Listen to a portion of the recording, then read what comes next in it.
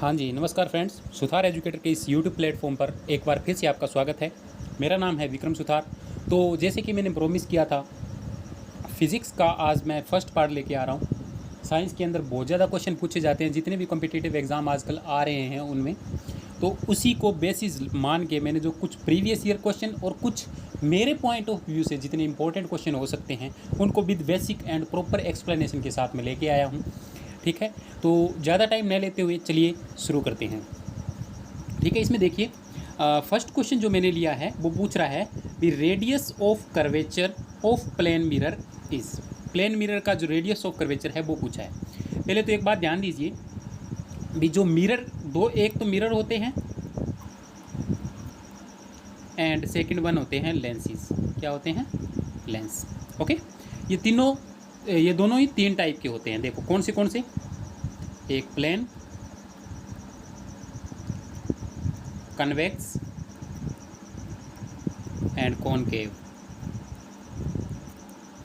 तो हम यहाँ पे सिर्फ एक प्लेन मिरर की बात कर रहे हैं। इससे पहले आप जान लीजिए ये एक कन्वेक्स मान लीजिए, ये क्या है? कन्वेक्स लेंस है। और ये जो इसके सेंटर में से पास होती रेखा है इसको हम बोलते हैं, ठीक है, यहाँ पे एक एफ होता है फोकल लेंथ और यहाँ पे 2f होता है। इस 2f को ही हम बोलते हैं सेंटर ऑफ कर्वेचर। क्यों? देखिए ये इसका सेंटर मान के इसको पूरा का पूरा गोल चक्कर बना दिया जाता है। तो इसका जो सेंटर होता है उसी को हम बोलते हैं centre of curvature. But in case of plane mirror के अंदर क्या होता है? एक साइड हम पॉलिश कर देते हैं एक साइड को। ठीक है, तो एक साइड को पॉलिश जब हम कर देते हैं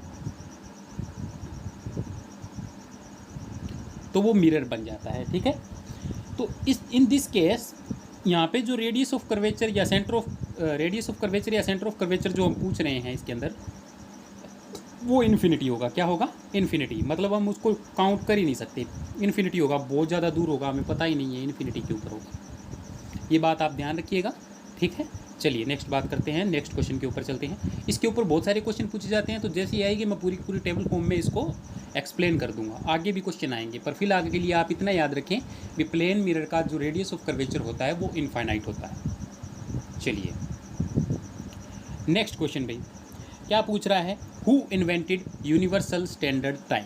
ठीक है, तो स्टैंडर्ड्स में भी ऐसा आ रहा है, यहाँ पे भी सैंडफोर्ड फ्लेमिंग। इसको किसने इन्वेंट किया था? Sandford Fleming. एक बात ध्यान दीजिएगा, हमारी जो जीएमटी है, ग्रीनविच मीन टाइमलाइन, ठीक है, ये होता क्या है? देखिए एक जो हमारी अर्थ है इसके ऊपर एक्सिस बने हुए हैं इस तरह से।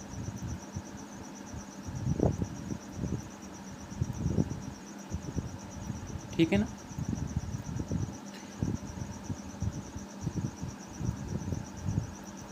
और इसी को हम बोलते हैं टाइमलाइन। इनके बेसिस के ऊपर टाइमलाइन जो है वो हम निकालते हैं 0 डिग्री पे मान के। ठीक है, जो इंडिया में है वो है 82.15। ये एक बार चेक कर लीजिएगा प्लीज़, मुझे पूरा एग्जैक्ट याद नहीं है, फिर भी आप देख लीजिएगा। 82 डिग्री और हाफ मिनट होता है इसके अंदर जो अपना टाइम लाइन है standard.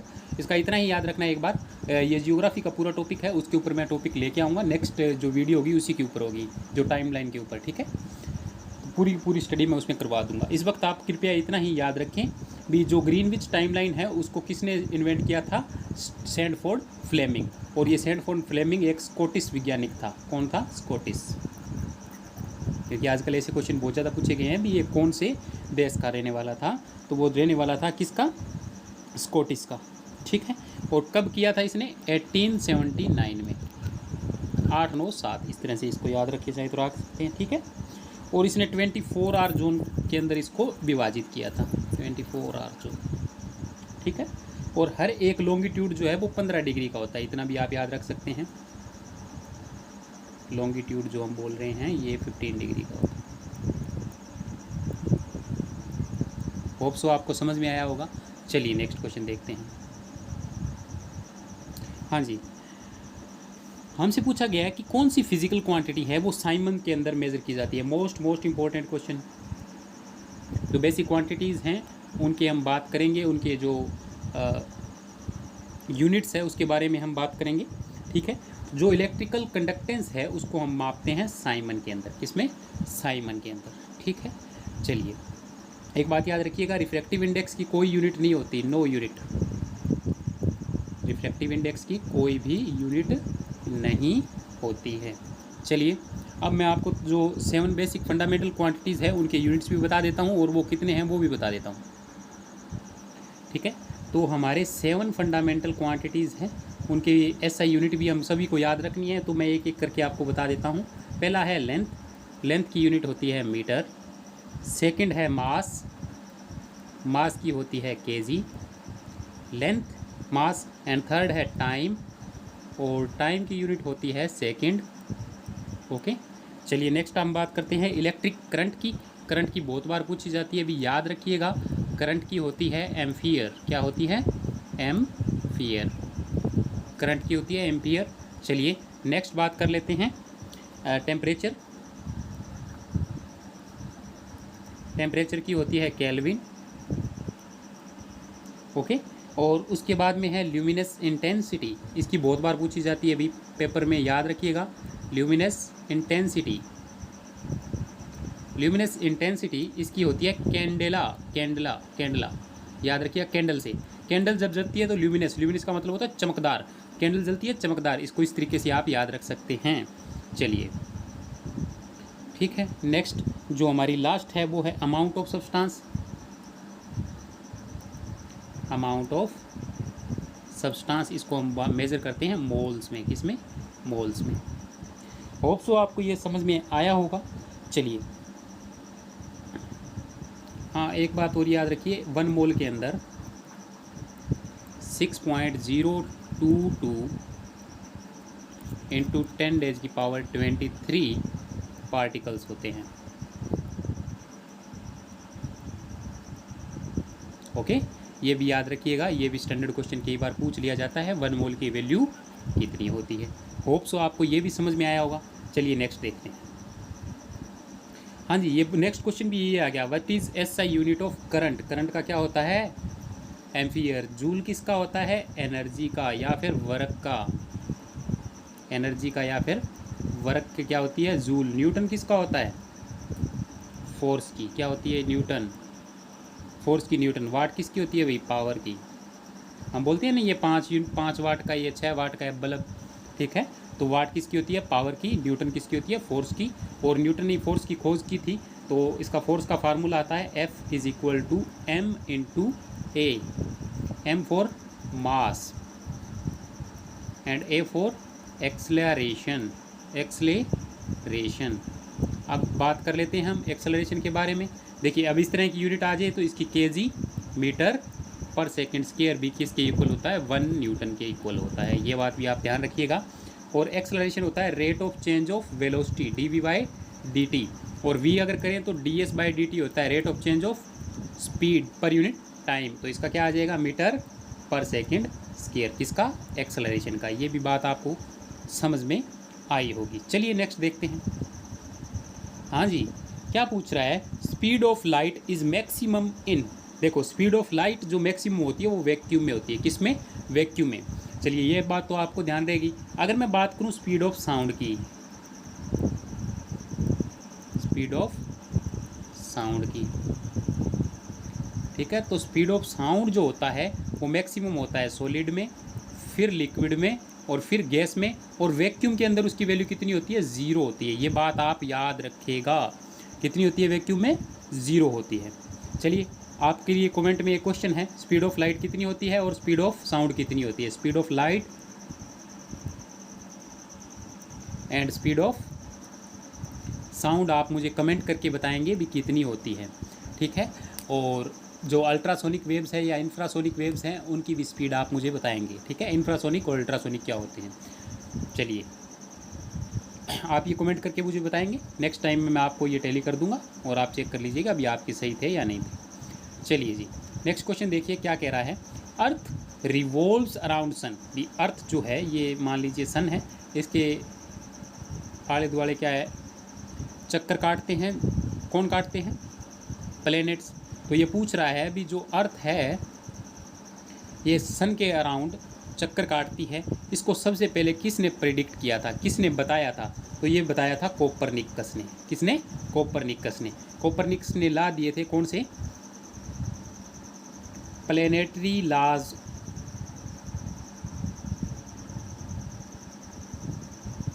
Planetary motion laws of Copernicus.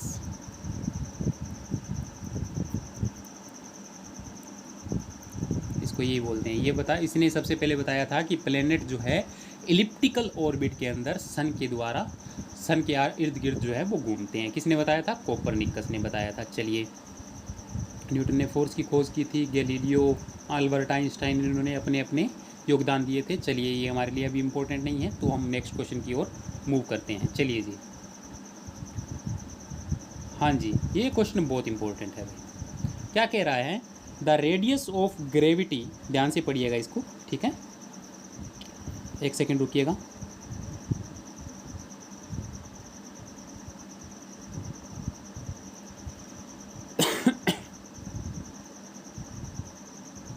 हाँ जी, क्या कह रहा है? The radius of earth decreases. ये मान लीजिए अर्थ है और ये इसका रेडियस है, मान लेते हैं हम, ये आर है इसका, यहाँ से लेके ओ से लेके यहाँ तक। If the radius of earth decreases and its mass remains same, कह रहा है रेडियस डिक्रीज हो जाए और मास इसका सेम रहे, then the acceleration due to gravity will. देखिए, एक्सेलरेशन ड्यू टू ग्रेविटी हमें बताना है वो इंक्रीज होगी या डिक्रीज होगी, ठीक है। तो ये इंक्रीज होगी, क्या होगी? इंक्रीज होगी, अगर इसका रेडियस डिक्रीज कर दिया जाए तो, ठीक है। एक बात ध्यान दीजिएगा, ये हुआ कैसे, ये बात हमें गौर करने वाली है, ठीक है। जी की वैल्यू होती है 9.8 मीटर पर सेकेंड स्क्वायर, ठीक है। ये जी की वैल्यू है, एक्सेलरेशन ड्यू टू ग्रेविटी की वैल्यू है, ठीक है। कितनी वैल्यू होती है? 9.8। अब देखिए, अगर इसका रेडियस जो है हमें डिक्रीज कर दिया जाए, कंसेप्ट समझाने लगूँगा तो बहुत लंबी वीडियो हो जाएगी, फिर भी आप एक बार याद रख लीजिए। अगर इसकी रेडियस की वैल्यू जो है वो डिक्रीज़ हो तो इसकी जी की वैल्यू इंक्रीज़ होगी, अगर हम रेडियस को बढ़ा दें तो वैल्यू जो है वो डिक्रीज़ होगी। ये एक दूसरे के इन्वर्सली प्रोपोर्शनल होते हैं, कृपया आप इतना ही एक बार याद रखें। फिर भी अगर किसी को कंसेप्ट समझना है तो आप मुझे कमेंट सेक्शन में कमेंट करें, मैं वहीं आपको पूरी की पूरी एक्सप्लेनेशन दे दूँगा। चलिए, नेक्स्ट क्वेश्चन देखते हैं। हाँ जी, नेक्स्ट क्वेश्चन क्या कह रहा है? Reflection from a smooth surface like that of mirror is called, क्या कहते हैं इसको? रेगुलर बोलते हैं भाई, रेगुलर। देखिए, ये एक मिरर है, मान लीजिए यहाँ से कोई रिफ्लेक्शन होगी तो ये नॉर्मल है, ये इंसिडेंट रे है और ये रिफ्लेक्टेड रे है। जब भी एक स्मूथ सरफेस से हो तो उसको हम रेगुलर रिफ्लेक्शन कहते हैं। अगर मान लो कोई उबड़ खाबड़ सर्फेस हो तो यहाँ से जो होएगी वो उसको हम बोलेंगे इरेगुलर।